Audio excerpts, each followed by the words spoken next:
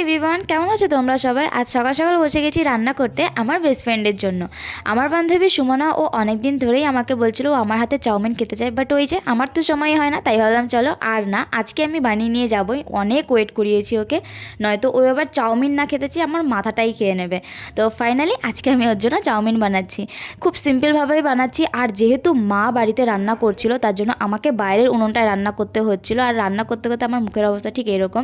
তো এবার তো চাউমিন পুরো রেডি, তারপর প্যাক করে নিয়ে আমি একবার রেডি সেডি হয়ে বেরিয়ে গেছি কলেজের জন্য। দেন তারপর ওর বাড়ির সামনে অনেকক্ষণ ওয়েট করার পর সুমনার সঙ্গে দেখা করে আমরা চলে গেছিলাম কলেজে ক্লাস করা হয়ে গেলে আমরা চলে এসেছি একটা ফাঁকা জায়গায়, এখানে এখন বসে চাউমিনগুলো খাবো।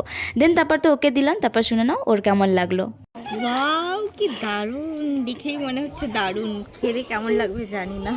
ওর তো চাউমিনটা দেখেই ভালো লেগে গেছিলো, তারপর কিন্তু আমরা টেস্ট করে দেখলাম, বেশ ভালোই হয়েছিল, খারাপ হয়নি। কিন্তু এখানে বসে বসে অনেকক্ষণ গল্প করছিলাম আর তার সঙ্গে খাবারটা এনজয় করছিলাম।